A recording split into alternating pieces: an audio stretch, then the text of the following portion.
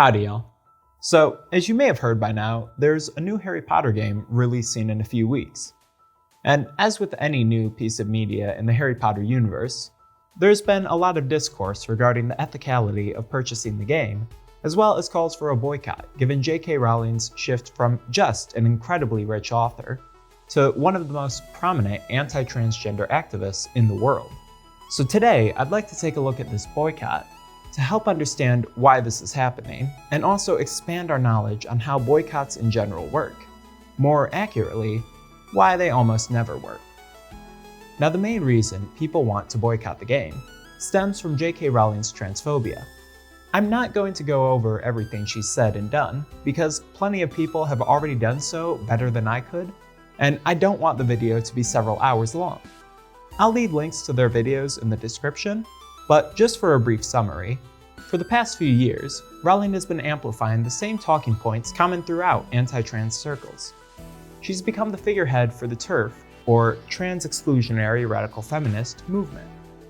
A movement that is really good at being trans exclusionary, but kind of drops the ball on feminism, considering Rowling's willingness to align herself with misogynists such as Matt Walsh, as long as it helps to advance the anti-trans agenda. And when I say she's the TERF figurehead, there is absolutely no exaggeration there. At TERF meetups, a common activity is evidently donning J.K. Rowling face masks. Yeah, definitely not a cult. Rowling is a pretty great figurehead for the movement though, as her reputation as a social justice advocate, her skill as a writer, and a general lack of knowledge and/or care about trans issues means that despite being on year 3 of this meltdown, the general public isn't exactly knowledgeable on the specifics of this heel turn. My grandma, for example, had no idea about any of this until I told her I was making this video. Rowling also knows how to phrase her comments in a way that gives her plausible deniability on any accusations of bigotry, and frames her critics in the worst possible light. Take her tweet, "If sex isn't real, there's no same-sex attraction," where she goes on to state that she'd march with trans people if they were discriminated against. Now, if you're not looking into what she's saying too hard, this comes off as a tweet supporting the gays, the women's, and the transes. How inclusive. But this tweet came an hour after one whining about an article which used the term people who menstruate, suggesting that this term is erasing women. Now, does saying people who menstruate erase sex?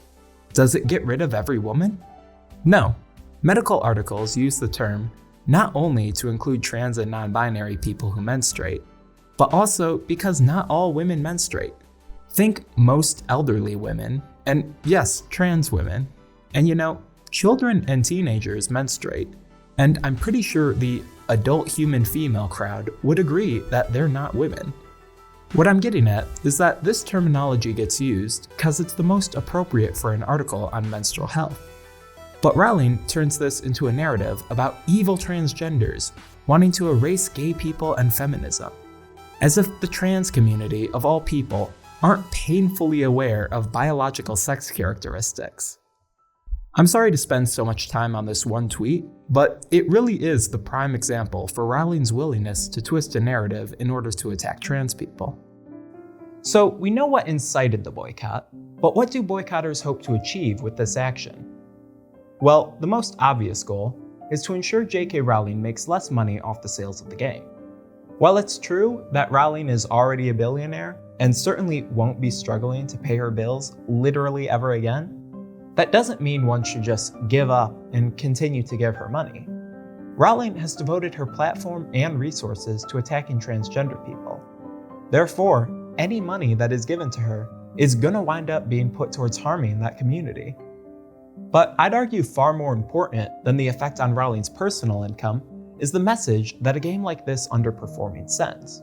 Because any Harry Potter property is inherently linked to Rowling herself, when Rowling's words and actions cause these properties to sell poorly, that sends a message that transphobia isn't something the general consumer base is willing to tolerate. Even if the boycott is unsuccessful in limiting the success of the game, which, as we'll get into later, it probably will be, there is still the hope that it may generate enough press to raise awareness on Rowling's bigotry and damage the reputation of the companies that continue to work with her. Like I've already said, there's lots of people who don't keep up on trans issues and simply aren't aware that this all is a thing. And we'll cover later how the only way to truly harm a billionaire financially is to make companies not want to work with them, or to convince them that buying Twitter is a good idea. But that was a different video. We're talking about an entirely new billionaire transphobe. Yippee! I pick great topics, wow. Now, there's been criticism on the idea of a boycott from plenty of people, with some of the most common arguments talking about stuff such as J.K. Rowling already being incredibly wealthy, and the belief that a boycott would only harm the developers. I know that Rowling is rich, billionaire and all, but she's still probably going to be making a lot of money off of this. This is a high-profile release, and if it does well, I'd be surprised if she makes less than at least a few million. And she's the main beneficiary of the game doing well, because the developers aren't getting paid in a percentage of revenue. To be fair, there may be layoffs if the game bombs, but to be just as fair, the game could sell great and there may still be layoffs, because the developer is a subsidiary of a larger media conglomerate, so they don't really get final say on what they do. The same studio had layoffs a decade ago after releasing a game that sold and reviewed perfectly fine. The video game industry is just kind of stupid like that, and I don't think we should be bound to buy every single thing J.K. Rowling ever creates, just because the other people who worked on it might be harmed if we don't. That's not free market, that's a fucking hostage situation. A lot of people disapprove of the boycott just because they want to play the game, and they think the people telling them that they maybe shouldn't are a bunch of fun-killing jerks. And I'm not interested in arguing with that viewpoint. It's incredibly tedious, and I don't think any point I can bring up is going to overcome someone's nostalgic ties to the Harry Potter series. So let me just say, you are allowed to buy the game if you want to. I am not in your walls tracking your every move. I wouldn't even want to do that. It'd be cramped. But don't treat it like you're making some brave fucking stand for good and righteousness, barging into Avalanche Studios and saving the developers from being euthanized, just so you don't have to think critically about the stuff you consume. Inevitably, someone in the comments is going to bring up the adage of, well, there's no ethical consumption under capitalism. So, to get ahead of that person, that's talking about like how cheap clothes are all made in sweatshops, and major corporations are all massive polluters, right? It's meant to shine the focus for the worst practices on the companies responsible for them. It's not an excuse to just consume whatever you want regardless of the impact your purchases have. Ideally, you should still try to make the most ethical choices you can within the unethical system. And it's not like buying the fucking Harry Potter game is an essential component to your continued survival. But moving on from the more good faith opponents of boycotting, there's also a large quantity of people who are more excited to buy the game because of Rowling's transphobia. And I'm sure if any of them clicked on this video, you can find them in the comments calling me a soy slurping cuck baby, or something like that. In the aftermath of the anti-SJW movement and the election of Donald Trump, conservatives seem more and more to be operating with owning the libs as their primary political goal. And this is part of why any boycott attempt, particularly those motivated by a political issue, is likely to fail. Because if you rally one side of the issue against a product, you're quite likely to increase support for it among their opposition, as well as give the product a lot of free publicity. An issue that I'm lucky I don't have enough subscribers to worry about. For a more in-depth look at this phenomenon, I'd recommend H-Bomb's video on it. But that's far from the only obstacle to boycotts. If you want a boycott to work on a financial impact level, you need continuous commitment from a large section of the consumer base. To give an example of a successful boycott everyone knows about, the Montgomery bus boycott of the civil rights movement was able to work because the black bus riders were 75% of the bus ridership in Montgomery, and boycotted for a year straight. Obviously, there's differences between the two campaigns, but this gives an idea of what sorts of conditions and organizing efforts are required for an actually successful boycott. And the Hogwarts Legacy boycott fails on both counts. People who care about trans issues enough to not buy the game aren't a majority of the consumer base, and a bunch of Twitter posts and one immaculately crafted video essay aren't exactly peak organizing. It's insanely difficult to organize people to not buy a thing they want to buy. Marketing teams get paid a lot of money to make sure of that. I'm not saying that it's impossible for a game to get tanked due to the creator's bigotry, but in practice, that power isn't solely wielded by the consumers, but rather corporations. Let's talk about Domina. Domina is an indie game where you manage a group of gladiators, train them for battle, and achieve bloody, pixelated glory. I started playing it back in 2019, and it was a favorite of mine for a while. In fact, back when this used to be a music channel, I made a string arrangement of the title theme that none of you are ever allowed to hear, cause I couldn't mix for shit back then. I stopped playing it in 2021, cause the gameplay loop does get pretty boring after you've beaten the game once or twice. But a year later, I got a message from a friend about how apparently the dev had been getting up to some wacky stuff since then. Starting in 2021, the developer, Big Nick, began including interesting additions to the patch notes, such as a rant about how OnlyFans is a succubus plot to create weak men who don't know how to grow potatoes and read the Bible, random references to 1984 and Atlas Shrugged, and another rant about how you shouldn't wear a mask for COVID so that you can more easily get laid. This generated some minor controversy and resulted in the game receiving a wave of negative reviews on Steam. And it would eventually culminate in Big Nick going full freak mode, releasing a patch renaming the game Dominus, claiming Domina was now its dead name, and going on a lengthy rant about trans people, specifically the transgender streamer Keffals. This was finally too much for Steam, and it resulted in the game getting pulled from the platform. The ones with the most power in this situation were not the individual consumers, but Steam, since they exert massive individual influence over the developer's ability to sell their game and reach new audience. Similarly, for any boycott of J.K. Rowling properties to have a significant effect on her, it would require companies to cease working with her.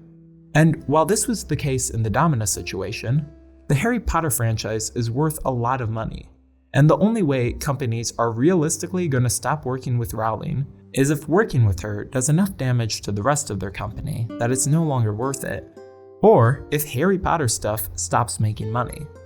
Which, if the Fantastic Beasts movies are any indication, could be possible, but still seems like a long shot. So, it's pretty likely that the game will sell well. Rowling will continue to plod along her path as leader of the TERFs, likely growing only more extreme in her prejudices as time goes on. And LGBTQ people will remain the chief target of losers everywhere for the foreseeable future. This sucks, but it's not necessarily a cause for hopelessness. Society tends to move towards more acceptance for marginalized groups over time. By no means does it do this fast enough, and I'm sure any trans people watching this right now are thinking, yeah, that's easy for you to say, you gorgeous video essayist you. But with time and education, bigotry does go from the mainstream to the fringe. Until then though, the transphobes are going to persist, and while we should absolutely try to reduce their influence, it's going to be a long, continuous process, and it's not going to end with boycotting one shitty game. They'll be here for a while. I guess what I'm saying is that J.K. Rowling is this generation's version of your racist great-grandmother. And now, the part of the video you've all been waiting for. Should you buy Hogwarts Legacy? Well, no, probably not. Besides the obvious, the developer also has a history which makes me think the game is probably just going to be a shitty franchise game. Because all this dev has ever made is shitty franchise games, like Disney Infinity and Cars 2. And the plot seems to be delving into weird directions, with the game focusing on putting down a rebellion of the, definitely not inspired by any anti-Semitic tropes, goblins. I don't know, I've always thought pre-ordering games was dumb anyways, and it seems probable the hype around this game could result in serious disappointment on arrival. I've seen a lot of people try to justify playing the game to themselves by saying, well, I can just pirate it. But I don't know, is this game even going to be something worth pirating? And also, why would you need to play Hogwarts Legacy when the greatest game on the planet is already available? And that game is the 2016 instant classic, One Shot. Instead of being a wizard cop battling for goblin oppression, you can help a cat save the world by carrying the sun to a big tower. And there's no worries about transphobia here. Hell, Nico doesn't even know what gender is. I'm talking non-binary icon over here. If you don't speak English, congrats on getting so far in this video, but also, not a problem. One Shot is also available in Italian. Don't speak Italian? Learn! You don't want to be some little baby Britoid chomping down on spotted dick and treacle tart. What? You want a real fucking meal. I'm talking big, fluffy, delicious hazelnut pancakes. And if you think flying around on a broom is cool, Earth to moron. We live in the 21st century. We've made advances in vacuum cleaner and robot technology a bunch of shit teleporting wizards could never even dream of. If you want to go on a ride, there's only one thing worth getting out of bed for, and I'm talking about hopping on that Roomba, baby. Vroom, vroom, vroom. Thanks for watching. Like, comment, and subscribe, and a special thank you to my patrons who should be scrolling by right now. And on the off chance that J.K. Rowling herself is watching this, well, first off, could you stop? Knock it off, buddy? But if you don't want to knock it off, I have made it very clear I take bribes. So you just follow that Patreon link down in the description, and for, let's say, 5 million a month, I will take down this video and I won't talk about you again. It's worth it.